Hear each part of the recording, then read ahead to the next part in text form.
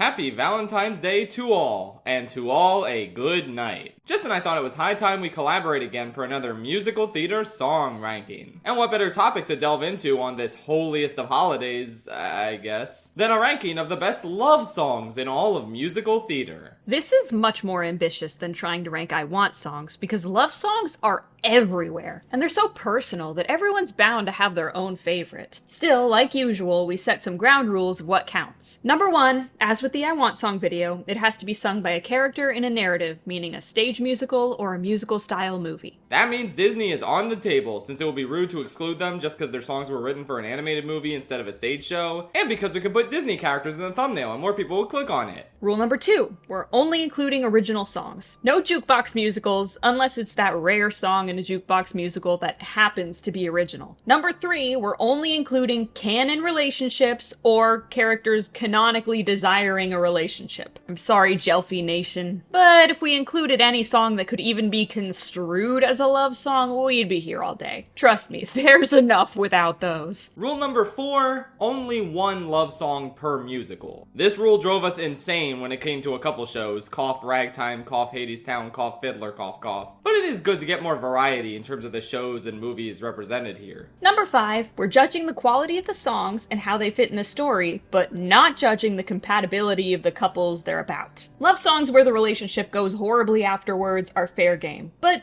no evil love songs where it's actively going horribly in the moment. So in Heather's, for instance, 17 would be eligible for consideration, but not meant to be yours. And more on that point, rule number 6 is no unrequited love songs, because that's a whole different category. The line between a regular love song and an unrequited love song can get a little fuzzy, but I'm going to define unrequited here as a song where the character thinks, even if they happen to be wrong later, that the person they love does not and cannot love them back. We may or may not see a certain love song in the number 6 spot that could be construed as unrequited, but the person being sung about has such fuzzy motivations when it comes to his feelings for the singer that I don't think it counts. Once we get to it, I'm sure that'll make sense. Okay, now that those have been established, let's kick off our top 30 favorite musical love songs.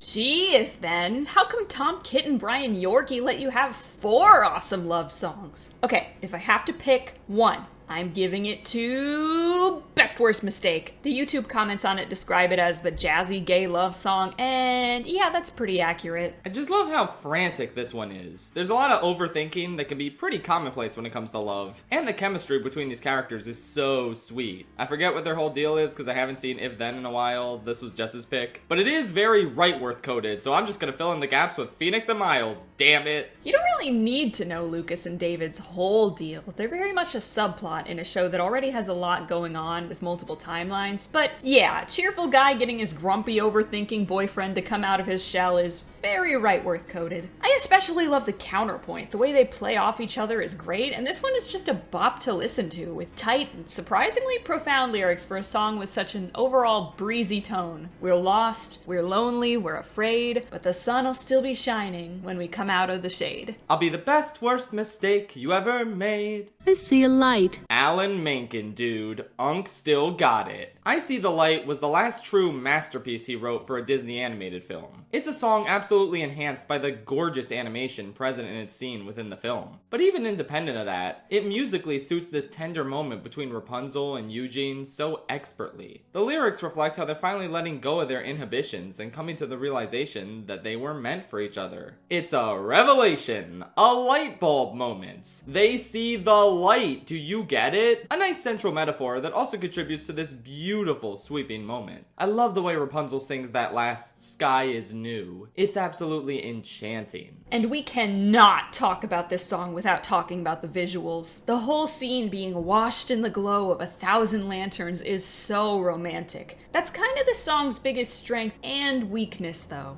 In case you're wondering why such a crowd pleaser ranked so low. I heard through Klaxon Cares Too Much's video on Disney's recent musical problem that Glenn Slater said he and Alan Menken were specifically instructed by the team not to have the song upstage the 3D visuals. As such, the song almost has this subdued subdued quality, and while I think simplicity can be a good thing, I would really have loved to hear what Menken and Slater originally came up with for this moment. Yeah, maybe this song could have ranked higher if we got to hear Menken and Slater's untethered vision, but it's really telling how talented they are that even a neutered love duet they wrote is still this gorgeous and enduring. I opened the envelope, and it said, Emma Stone, La La Land. Man, I can't believe Ryan Gosling saved jazz with City of Stars. Incredible. Okay, he really didn't, but I adore this song. It's just so tender and magical. It's much more firmly grounded in reality than some of the other songs in the movie, but that's what makes it such a good reflection of Sebastian and Mia's relationship. They find the music within the mundanity, and while their voices aren't incredibly strong, they nonetheless blend incredibly well and soar as a result. The lyrics are poetic and lovely. I adore Through the Smokescreen of the Crowded Restaurants and the Rat-Tat-Tat on My Heart. I swear, this movie is like the only good thing Pasek and Paul have ever done. I concur. The piano here just has a nice, quiet, easygoing, slightly playful quality that suits the tone perfectly. Good stuff. Our next pick is an obscure German musical love song called Hilflos from a little-known show titled, Hamilton? I hope I'm pronouncing that right. Hilflos is a bouncy, fun love ballad that will get stuck in your head and you probably won't even mind. Eliza just has this incredibly bubbly affection for Alexander that suits her more naive and sheltered nature. It makes for a great contrast with Zufrieden, since Angelica could not be further from her sister in terms of how she speaks and presents herself. Before we get to that banger that isn't exactly a love song, we have this adorable little ballad. I also love the lyrics, especially Full Mike Mehr am Lieben wegen jeder deiner Zeilen. I like the part where Hamilton goes, Dein Familie ist so wunderbar. And overall, you really have to applaud this song for efficiency, as it calls back to the opening, sets up Zufrieden nicely, and introduces important themes that'll be built on later, especially in Act 2, all while serving as a giddy, infectiously catchy R&B love song on its own. I'm leaving! God, I love Camelot! I mean, if you think about it, Lancelot and Guinevere basically invented the modern conception of romance, since they were the most famous example of courtly love in medieval literature. If Ever I Would Leave You is a suitably grandiose yet simple rendition of their love story, and a certified Golden Age of Broadway classic. The seasonal gimmick is seriously so enchanting, and it's a perfect example of how love supersedes logic. Well, I can't just break up with you in summer, cause the sunlight makes your hair look so nice. Guess I gotta wait till autumn. Oh, but you sparkle when fall nips the air. Okay, fine, we'll push it back till winter. No, but the snow is so pretty, I can't do that. I guess I'm just never gonna leave you ever. There's never a good time for it. Oh well. It's a really romantic verbal gesture that shows just how strong this feeling is and how impossible it is to break. Truly one of the most brilliant love songs on a conceptual level. Hard agree. It was such a smart decision to have Lancelot not even talk about the external forces pushing him to leave Guinevere, or the internal forces pushing him to stay,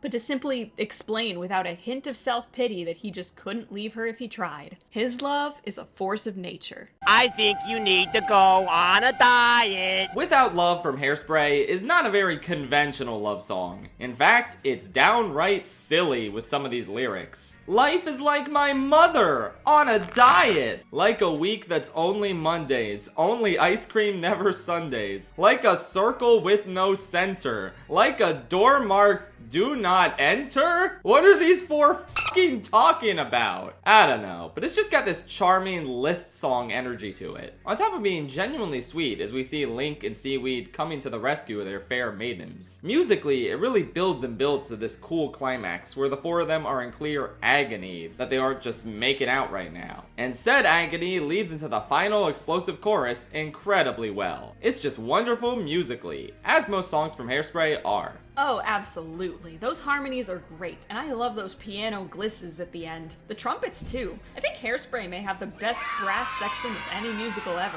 Suck it, Music Man. I am so far away. Oh, Adam from the Mad Ones, you sweet summer fool. So, Run Away With Me. This is the love song Adam sings to his girlfriend Sam about wanting to just run away together and build a life of freedom out on the road. This musical plays a lot with the idea of freedom and just driving off into the distance. The song even references Jack Kerouac, although I'll admit I have not read On the Road. That's okay though, because Adam clearly hasn't read Romeo and Juliet. I don't know shit about Adam, I haven't seen this show. But I find myself coming back to this song so frequently because of what a beautiful declaration of love it is. Largely because of how it ties said love very nicely to the concept of freedom. There's just few things more romantic conceptually than proposing you and your love hit the road and leave it all behind. As if all you truly need is each other. It's so enchanting, with that key change at the end supporting how much the idea of the two of them hitting the road is making his mind soar. Really wonderful stuff. If I had one complaint with this song, I'd say it's a little goofy how Adam rhymes you with you, but he's a bit goofy and not very book smart as a character, so it at least makes sense from that standpoint. I also like how he emphasizes how this isn't a marriage proposal. He specifically says he's not trying to tie Sam down, because that's exactly what she wants in this moment. And there's some parallels to how she almost ran away with her best friend Kelly, but I can't really get into those without spoilers. So yeah, great song, great show, and we'll end it there. Seymour! Everybody loves Little Shop of Horrors. I have not met a single person who dislikes Little Shop of Horrors. And Little Shop of Horrors has one of the best known musical love songs out there, Suddenly Seymour. It's the song where our protagonist Seymour comforts his love interest Audrey, who has had it really rough for all of Act 1. Even though Seymour is the main character, the song feels much more like a moment of growth for her as she accepts Seymour's love for her, especially in certain stagings I've seen. Yeah, this is an incredibly lovely song where we get to see someone who's so used to being abused and mistreated all her life finally finds solace in this kind soul who truly cares about her. It's incredibly touching and points to a wonderful, happy life the two can carve out for each other, but tragically never will. Unless you're watching the f***ass original movie ending, whatever man, I hate test audiences. Oh yeah, and the melody is great and really hooks you into the scene, but it's Alan Menken, so who's surprised? No shit! Sarah, come! Funny story, when James put out a tweet asking for people's musical love song suggestions back in October 2024, oops, I read as many of the hundreds of replies as I could and made a playlist of all the suggestions I hadn't heard of or listened to before, while skipping the ones that were prefaced with, I'm not sure this counts, but... or, This song is about friendship, but... yeah, no thanks. It ended up being a playlist of 45 songs, and after listening through all of them, the one that left the biggest impression on us was Für Zara from Tanz der Vampire. Yeah, it's actually a German musical. It's not a bit this time. As someone who doesn't know a lot about this show and also doesn't speak German, I didn't really understand what this song was about, but all I knew on my first listen was that it was one of the most gorgeous things I'd ever heard. I mean, it soars. It just sweeps you off your feet in this grand, emotional manner. And then getting the lyrics translated and seeing this guy's devotion to his Sarah, seeing all the trials and tribulations he'll endure, it just warms my heart. Yeah, I love me a good soulful ballad of overwhelming love and steadfastness. Love song solos that put emphasis on the beloved's name are also so romantic to me, and the main theme of self-sacrifice is very moving. I mean, he sings, Für dich geb ich mein Blut, I'll give my blood for you, which is such powerful imagery. And with a show title like Dance of the Vampire, I can only assume he means it very seriously. Feels like, hey, it's a fucking scarecrow again. For a while, we kind of dismissed As Long As You're Mine from Wicked, because we were like, it's not bad, but is it even in the top 10 best Wicked songs? Then I listened to it a bunch and I was like, wait, no, I really like this. Not to mention the Cynthia Erivo, Jonathan Bailey version hitting like crack when it finally came out. Oh my god. Yeah, this is probably a low top 10 Wicked song in hindsight. I don't think the associated couple is that strong, but we're not judging based on that. Solely based on the song, they do a great job of showing how someone as unloved her entire life as Elphaba was simply cannot even process that she got the guy. Stephen Sondheim's Passion does a better job of showing that in my book, but that's not one you can get turned in the club to. So true. But yeah, the instrumentals just feel dreamlike, which supports Elphaba's mindset, as does the little Ozism with My Wildest Dreamings. The lyrics are generally so flowery and poetic in the best possible way. There's something something so intimate about borrow the moonlight until it is through. And I love the whole say there's no future for us as a pair part. Because it's very powerful to see them embrace their love in spite of the knowledge that it can't last. But then it does! That's what happens when you turn your boyfriend into a scarecrow when you could have just easily fought off the guards instead. Huh. When I was in junior high, I thought the borrow the moonlight line was for all the moonlight. The instrumentals here absolutely sparkle, which is why I'm a little disappointed that the movie made them so quiet. But oh well. I also think It's Up That I Fell is a weird lyric. Like, the Genius Lyrics annotation for this one says that Fiyero is saying that Elphaba makes him feel like he's constantly high. Huh? It may sound like I'm criticizing this song a lot, but trust me, I was obsessed in 5th grade. The melody and harmonies are great, it just feels so dark and rich, and it became a classic for a reason. Just bear with me. There's no bear. Oh, Bear from Bear, a pop opera. This one's not only the major love song of its show, but the 11 o'clock number, and of course, the title song. It's almost inevitably the show's whole emotional core. It's also really hard to talk about without spoiling the show. Suffice it to say, though, that throughout the show, even though Peter and Jason are an established couple that's been together long before the events of the story take place, they don't get a duet where both of them show vulnerability and love until this crucial, pivotal moment. Like, You and I is playful flirting, Best Kept Secret is an argument, and Ever After is basically a breakup. But this song makes you realize why they got together in the first place, and it starts with both of them reminiscing about when they met. It's an ultra rare opportunity for Jason to be sincere and tender on the same level as Peter. For them to finally truly connect on an emotional level as Jason momentarily stops denying how he feels. It's an incredibly impactful moment in the story, and thus musically, it swells in a gorgeous manner during that I love you part. Finally, the emotional release we've been waiting for this entire musical. It gives me chills every time. I just love this song so much. It hits extra hard because this is the first time we hear the 6-note main theme that's woven throughout the score, da da da da da da, being sung to words. And those words are, I've never been this bare. It's like that emotional vulnerability was there right from the opening of the show, and Jason's finally giving voice to it now, near the end. It's the perfect swan song for him, and the way his and Peter's voices blend together in their harmonies and counterpoint is nothing short of beautiful.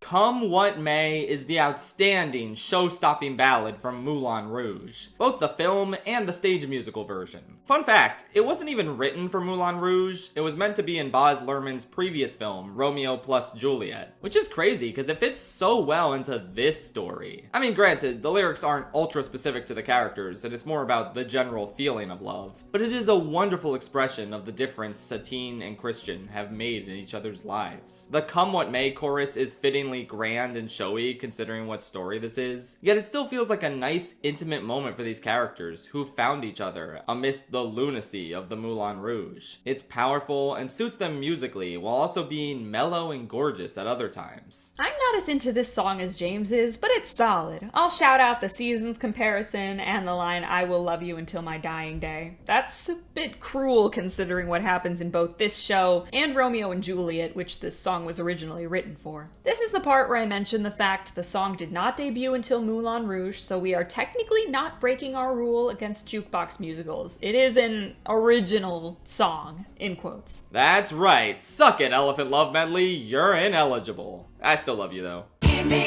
Thoroughly Modern Millie was the first musical I was ever in, and it has such a lovely main plot. Don't look up what the side plot is about. Everything comes to a head in the stunning 11th hour power ballad, Gimme Gimme, where Millie finally has to choose between her rich boss or the poor guy that she actually loves. Ooh, steamy. It starts out slow and quiet, expressing her longing incredibly well, but it gradually grows and grows until it becomes loud, fast, and bombastic. An undeniable feeling that she can't contain anymore. It hits both ends of the being in love spectrum in just 3.5 minutes. A perfect example of this tone change is her singing Give Me Cupid's famous arrow tenderly towards the start. And then by the end she's screaming, Give me Fat Boy's famous arrow. Oh, Millie, never change. Yeah, this one's a showstopper. I'm gonna let you finish original cast, but no one does this song like Rachel Zegler. It's very tightly written and has that classic showbiz feel that I really like. It kind of lives and breathes through a showboaty performance. Go watch the Rachel Zegler version right now if you want to see what that looks like. Goblins are real. The missing piece from Razia's Shadow has been the apple of my eye. I heard it years ago when I first saw the musical, but for some reason, I got hyper fixated on it for the past year or so. What I love about The Missing Piece is that it's one of the few love songs that, instead of attempting to sound overly pretty and grand and beautiful, this one instead sounds lackadaisical. Yeah, it has a very easygoing feel that still sounds gorgeous with all the orchestrations on the album. It's a smart and stunning reflection of your state of mind when you're in love, when it feels like your heart and head are soaring and floating away into the day, like the song says. Additionally, there's a real weight to Nidria being described as the only one who truly believes in Arima, with her love doubling as the recognition he needs that he isn't receiving from the scientist. The way the song intertwines concepts like destiny with the love and passion these two have for each other, it's absolutely enchanting. There's this cover by Damon Dono and Molly Hager that significantly changes up the lyrics, and the comments all seem to hate that. Don't tell anybody, but I kind of like these lyrics even better though. They're even more specific and magical to me. And I like the hook of the cover's lyrics more than the lyrics on the album. The album version's hook is, "My puzzle life's complete now that I found the missing piece," which, what's a puzzle life and why are you stressing that? Whereas the cover goes, "My life's been incomplete, could I have found the missing piece," which is a much more coherent thought. It's also weird that in the official version, Arima never mentions that, oh yeah, the person he fell in love with is a literal princess. Like, you'd think that would come up. But I won't count that for the purposes of this list. The original lyrics are still really wonderful. "The sun and stars turn dim every time I look at him" is a magical sentiment to get across. And there's something so satisfying about "nobody understood me till her eyes fixed upon me." It doesn't even rhyme, and yet it sounds so poetic. I don't even know what else to say. I just eat this song up. Like, I've been devouring every cover I can find, because I've just never heard a love song this bouncy before. This is a representation of the feelings love really inspires in me, more so than even the grandest and most beautiful traditional love song. You bring a light?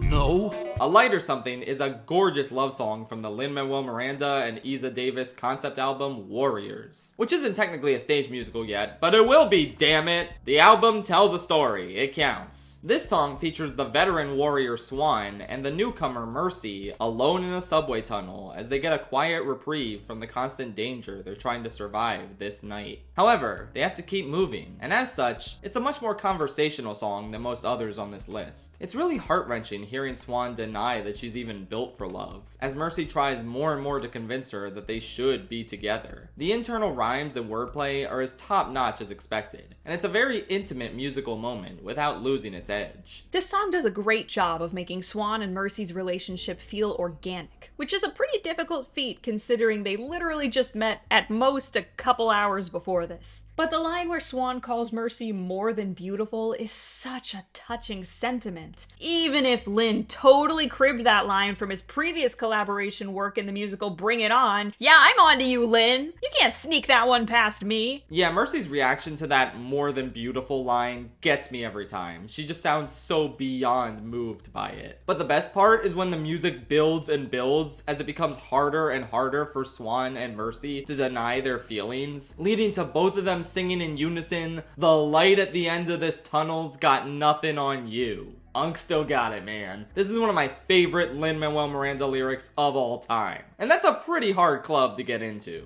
Right. I mean, this song might seem casual, but it is so transcendent when it needs to be. An instant classic, and I cannot wait to see where Issa and Lin take it with the next iteration of the show. Even before the first time I saw Hercules, I had this Disney Princess sing-along DVD my parents gave me, and one of the songs on it was I Won't Say I'm in Love. And even as a little kid, I was like, wow, this one's a banger. It's just really fun to listen to, and has this very tongue-in-cheek sensibility. It reminds me a lot of Golden Age musical songs where the two leads are singing about how they're totally not going to fall in love, and then they do. Only in terms of its subject matter, though. In terms of its style, it's very modern and up-tempo, and I dig it. Dude, Hercules just has one of the best Disney soundtracks. It's crazy how there are some people who would deny this movie's excellence. And this song even sticks out amidst a sea of bangers. It's such a unique love song because Megara is such a unique Disney heroine. Someone world-wise who's been spurned by love before, instead of a starry-eyed young girl who's never experienced it. So the song plays into her unique perspective and attitude perfectly by featuring the muses, having to convince her this is what she wants. It's a great premise, further enhanced by the impeccable compositions of Alan Menken and the flawless vocal performance of Susan Egan. It's one of the best love songs Disney has ever done to date, and most of it is a character denying they're in love. What a feat! It's Opposite You! Opposite You from The Glorious Ones is to me what the missing piece from Razia's Shadow is to James. It's the out of left field obscure musical love song I absolutely adore. I think it just does something really unique in using the theater itself, specifically the Commedia dell'arte, as a metaphor for love. Meta. It's a great premise, brought to life in such a beautiful way, both in the elegant lyrics and musically with that vibrant piano. And yeah, versions of this song kinda peaked with Marin Mazzie and Jason Danieli, an actual married Broadway power couple covering Opposite You in 2007 on the album of the same name. That version is my ringtone for James. Now, I've never actually seen this show, but you really do get that beautiful sense of longing for one another that these two feel from being on stage opposite each other. I like the Steal the Moon bit because it reminds me of Gru, and it's a great reflection of the heightened and powerful emotions we can feel from performing on stage. The language here is absolutely enchanting. I mean, the silhouettes and pirouettes rhyme is just inspired, and there's a real sense of devotion in the I would give up all I know just to be with you forever bits. It's a very lovely and gorgeous song that I don't see nearly enough people talking about. Probably because I've never even heard of the musical it's from. Oops. Everyone has AIDS! Rent is a bad musical with some of the raddest songs known to the musical theater medium. One of this show's greatest emotional tricks is I'll Cover You Reprise, which takes the formerly happy and upbeat original and makes it bleak and tragic without changing the lyrics. But for such a sad song to work, the original, upbeat, peppy love duet between Collins and Angel needs to land. And boy does it ever. The central metaphor of love being like a coat or a blanket that keeps you warm and safe is really sweet. And there's such earnestness to the main chorus of I think they meant it when they said you can't buy love. So true. What these two have is real. The rent metaphors they throw in here are pretty fun too. You just hear the word rent in the song and you're like, hey, that's the name of the show. It may not be anything flashy, but it's easygoing and pleasant. I definitely listen to Take Me or Leave Me more, but I have to say this works better as a love song. It's a good vibe, and if you said it was your favorite musical love song, I wouldn't think twice about it. No One Else from Natasha Pierre in The Great Comet of 1812 is so pretty. It's just so pretty. I guess that's my cue. Yeah, I don't know, man. It's pretty. It's this pure expression of the kind of love the young, innocent Natasha would be feeling, complete with this stunning, gentle 4-chord melody that starts the song out and just leaves you enchanted. The same is true for the moon imagery throughout and the repeated I love yous. Again, it just makes Natasha's feelings register as so genuine. Not the most articulate reflections of love, but something she's expressing from the deepest part of her soul. Agreed. I love how emphatic Natasha is about how she just has the biggest feelings anyone has ever felt ever. I'll never be this happy again. There was never such a night before. It feels very real as a representation of someone who's young and going through all these huge emotions for the first time they can barely even contain. I would also be remiss not to point out that this is the only love song in our ranking that doesn't have a single rhyme. That's something really cool Great Comet does, where it relies on the strength of the emotions alone and Tolstoy's prose to carry the song. And the repetition of the same chorus and the I love yous serve the function that a rhyme normally would. I never got to hear Janae sing this live because when I saw Great Comet, her understudy, Shobha Narayan, was on, but I've watched YouTube clips of her performance and it is just stunning on every level. Easily one of the highlights of my favorite musical of all time.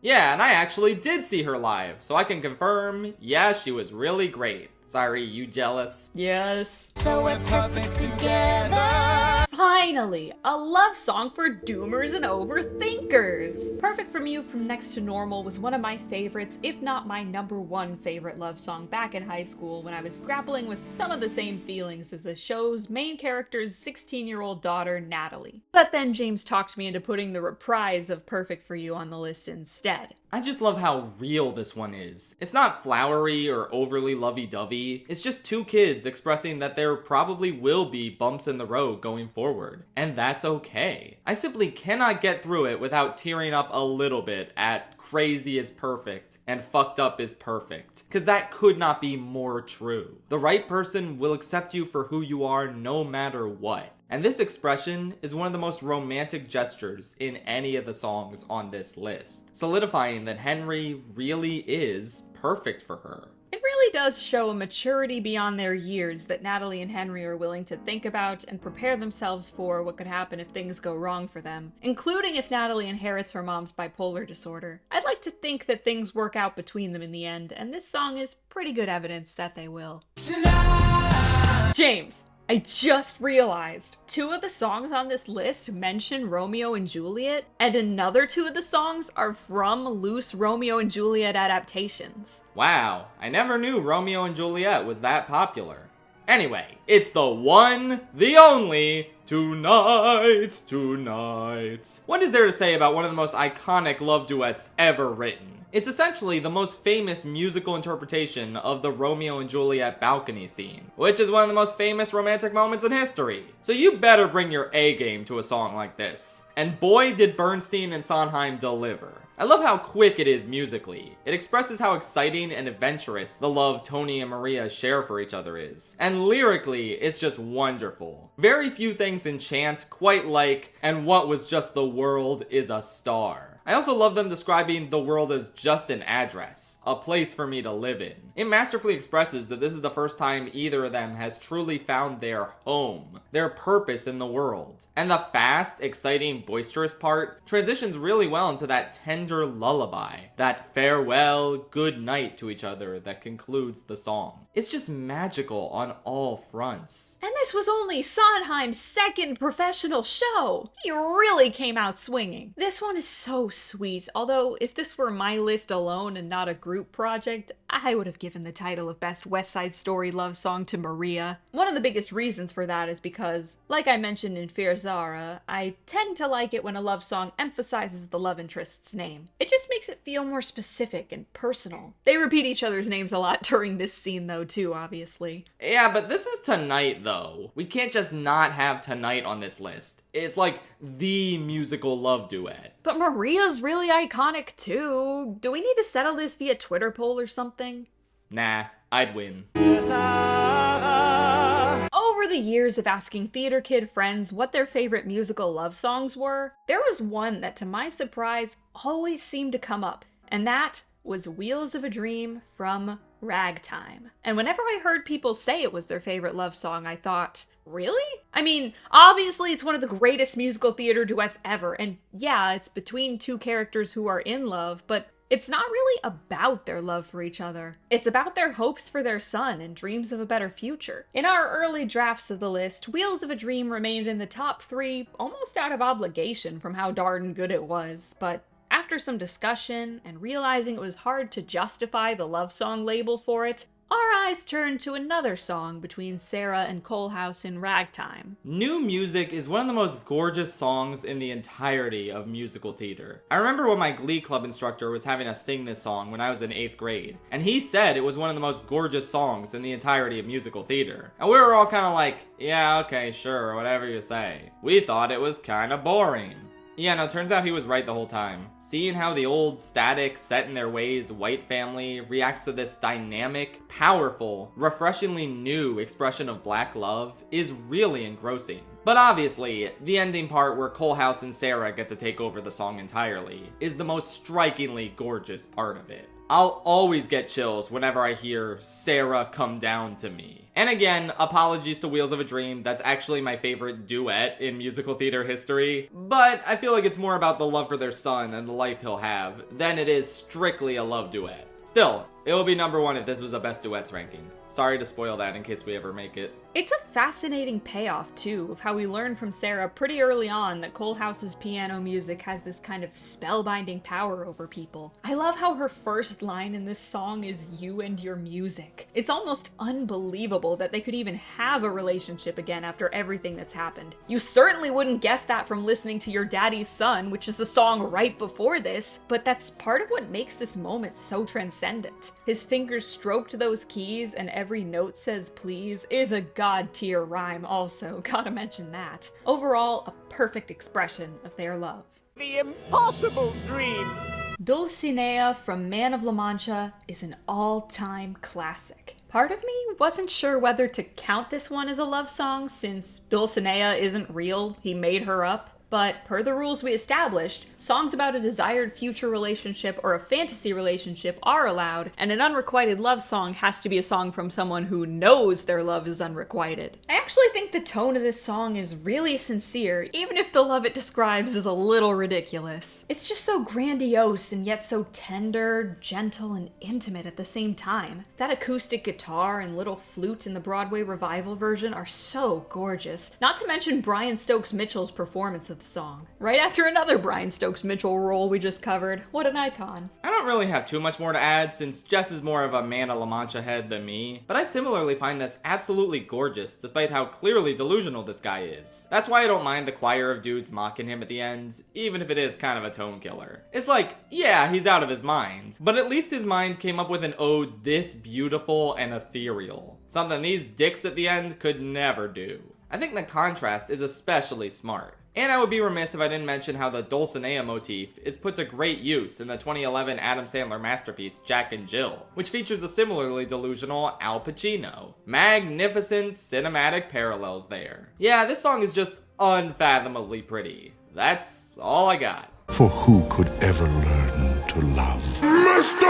Did you know that the song Beauty and the Beast from the film Beauty and the Beast is exceptionally beautiful? I know, right? Hard to believe, but it's true. Ever since I was a kid, this song always stuck out to me as transcendently gorgeous. It's just this sweeping, incredible third-person love ballad that beautifully lays out how such an unlikely pairing is actually perfect, preordained, destined to happen. Certain as the sun rising in the east. Fun fact, this is how I learned that the sun rises in the east as a kid. Anyway, it's not only beyond gorgeous musically and lyrically, but it pairs so nicely with that dynamic shot of the ballroom. Just, oh my god. What a special sequence, all thanks to this special song. And oh my god, those strings. Oh my god. Lyrically, I'm a huge fan of the tender awkwardness of both a little scared, neither one prepared. And I think the main message of the song is the lyric about finding you can change, learning you were wrong.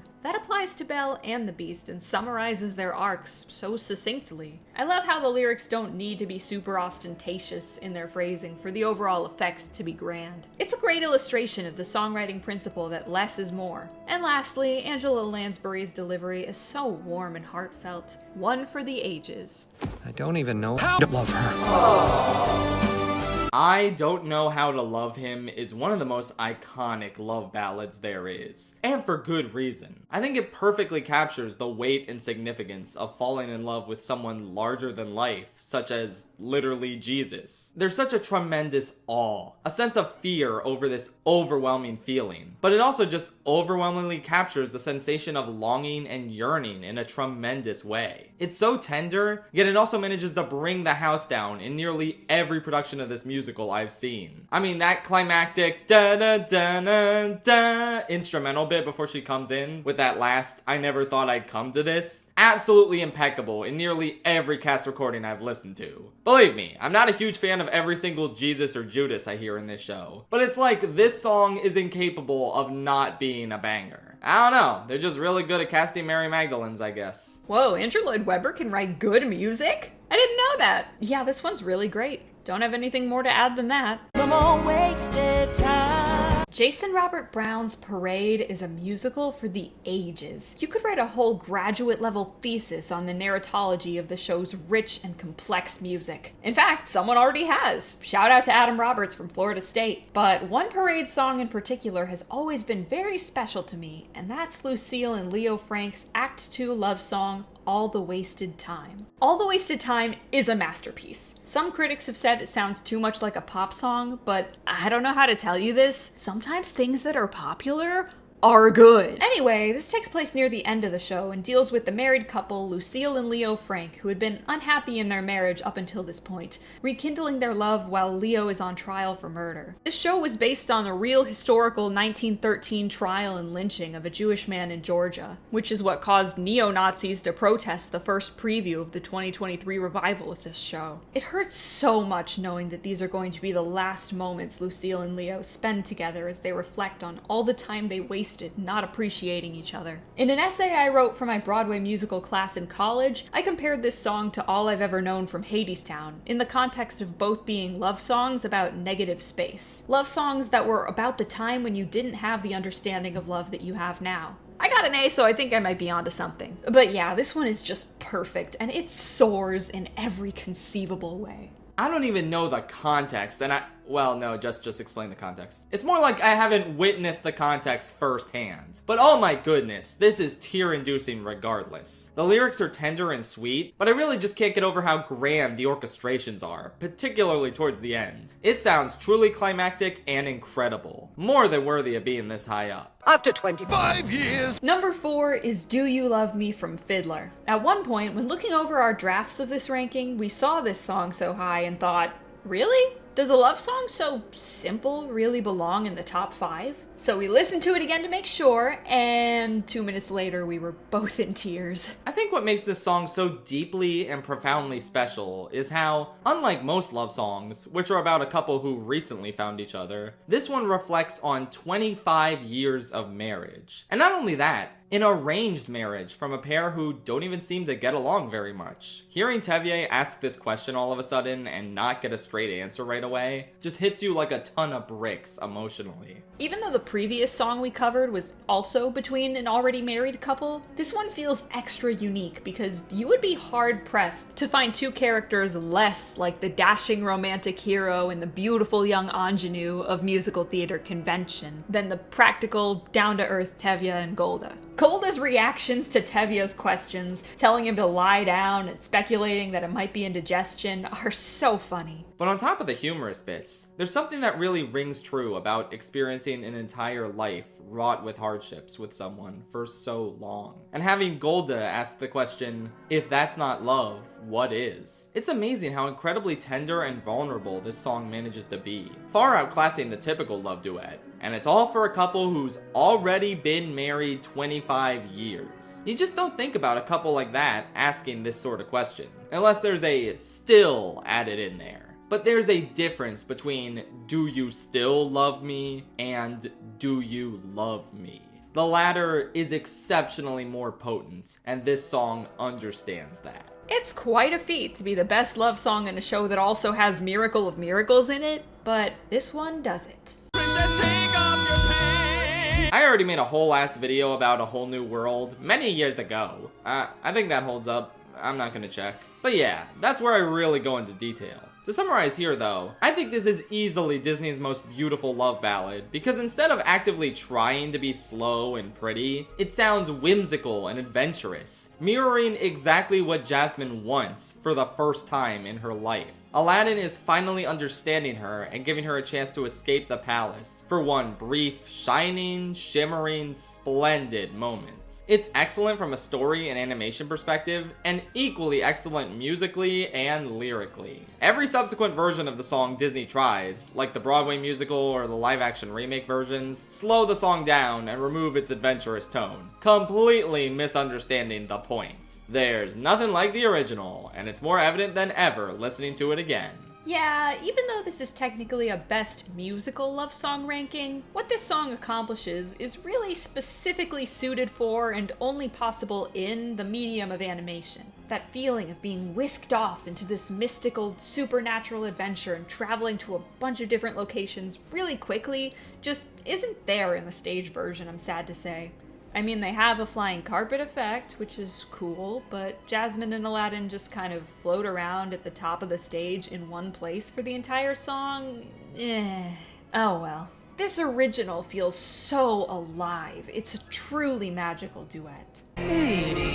You know, initially we had All I've Ever Known as the Hadestown rep hovering around the top 10. But then it occurred to us, wait, one of the most beautiful songs ever written in the medium of musical theater is in this show, and it's all about love. I forgot. Me too. Epic 3, which we considered ranking number 3 just because it would be funny, is the culmination of an entire show's worth of Orpheus trying to write the perfect song. The one that'll remind Hades and Persephone of the love they used to share and bring balance back to the seasons. No pressure. The crazy thing is, Anais Mitchell actually wrote something that lived up to those lofty expectations. This is an absolutely outstanding, ethereal ballad that connects every warm romantic feeling and relationship issue that Orpheus and Eurydice experienced to that of Hades and Persephone. It was like she was someone you've always known, but what he doesn't know is that what he's defending is already gone. These are direct parallels to what Orpheus and Eurydice sang earlier. The seeds are planted so that they can blossom when Orpheus finally gains an understanding of what love truly means, and how he has to put in the effort to keep his. And it's so beautiful to hear him relay all these lessons he learned to Hades, all as he sings that gorgeous la la la la la la la melody. I love how Hades tries to dismiss Orpheus initially by laughing at his silly little song with the "oh, it's about me" joke. Because A, that joke is really funny, but also B, it makes it hit that much harder when something finally surprises Hades and catches him off guard. That being the la la la melody that is the representation and ancient song of his and Persephone's love. Much like Bear and All the Wasted Time, this love song serves as the 11 o'clock number, emotional climax, and catharsis of its show, before everything goes horribly wrong. There's this one Tumblr post I think about with respect to that that's like, the love was there. It didn't change anything, it didn't save anyone, but it matters that the love was there. The last thing I wanted to mention is that even though I do like the version in the original Broadway cast from a musical and lyrical standpoint the best, man was Damon Dawno such a better Orpheus than Reeve Carney. I don't want to be mean, I'm gonna let you finish, but Damon's version of "See How He Labors" is the most beautiful thing of all time. This really wasn't a difficult decision. It may not be a love duet. It may not even be a solo from someone who actually has a romantic partner. But there is not a single more beautiful love song in all of musical theater than Being Alive. Yes, this was in the top 5 on our I Want Songs ranking, and it's somehow even better as a love song. It's truly unimpeachable. One of the finest achievements in the history of the medium. No other song explicitly understands the beautiful contradictions of being in love this well. There's going to be aspects you don't like about being with someone. Aspects that Bobby let overwhelm him for years. But eventually, you reach your breaking point and realize, no. It's the greatest feeling in the world. You can't deny it any longer. This song is a monumental achievement from a master lyricist at the top of his game. Dave Malloy got it right, man. Oh right, I should probably explain that one for people who didn't see our I Want Song video. So, Broadway World interviewed a bunch of Broadway stars and composers, asking them what their favorite love song was, and this is the one Dave Malloy, the composer of Great Comet, picked. Funny story, Lin-Manuel Miranda said So in Love by Cole Porter was the correct answer and everyone else was wrong,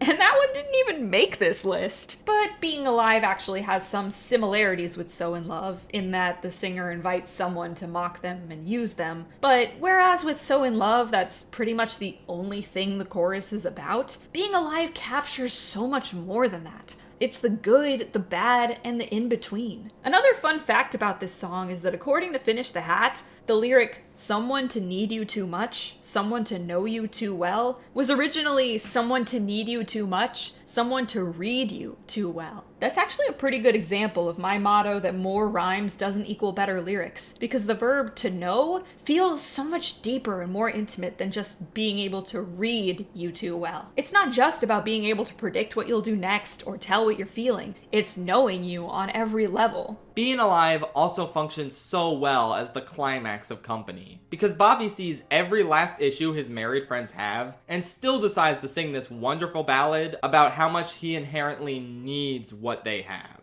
It's stunning, it's beautiful, it's bombastic, it's everything I could ever want out of a love song and then some, and that's why we're naming Being Alive as the best musical theater love song of all time. And that's our list. Thanks for watching. It's just so good to be talking musicals again. I love everything about this art form. Not just the love songs, but the opening songs, the Act 1 finales, the Act 2 finales, the Act 2 openers. You get the picture. Maybe one day we'll rank all those subcategories. Who knows? But until then, I'll keep fantasizing about how musical theater structure can be applied to whatever I watch. I'll just be checking out Cars and thinking, where would the songs go in this? How would this work on stage? Is it even possible to adapt the idea of sentient living vehicles to the medium of musical theater? And guess what? Me planning out this hypothetical Cars musical adaptation isn't just a hypothetical anymore. It's the focus of my brand new Nebula exclusive series, Make It a Musical. Yes, in this series I go through random works of fiction that not many people have probably considered a Broadway musical adaptation being made for, and I try and figure out how that would practically work. I analyze the plot and figure out which moments should have associated musical numbers, as well as determine what adaptational changes should be made to a story in order to bring it to the stage effectively. Right now there are 2 episodes out, one all about Cars, as I mentioned earlier, and an episode covering everything, everywhere, all at once. I've also got some episodes in the work that dip into other mediums, such as video games. The sky's the limit with this fun, hypothetical series. And you can watch it exclusively on Nebula, an ad-free, independent creator-owned streaming platform specializing in thoughtful content. You can find a ton of original and engaging videos on the platform from some of your favorite creators, such as Legal, Tierzu, Patrick Willems, Abigail Thorne, and so many more. Plus, you can even watch my videos early, uncensored, and ad-free on here. It really is the definitive Schaefer-Ellis experience. And you can enjoy content from so many other creators on top of that. New Nebula paid subscribers will get guest passes, which you can give to your friends and family so they can try out Nebula for a week. There's no payment info required to redeem one, and no restrictions on what guest pass holders can watch. If you want to join Nebula and watch Make It a Musical, then I've got some good news. With my link, you can get 50% off of Nebula. It's just $30 a year, or $2.5 a month, at go.nebula.tv/Schaefer-Ellis. Either click the link or scan the QR code, and have fun enjoying all the original content Nebula has to offer, including my own exclusive series. Hope to see you there.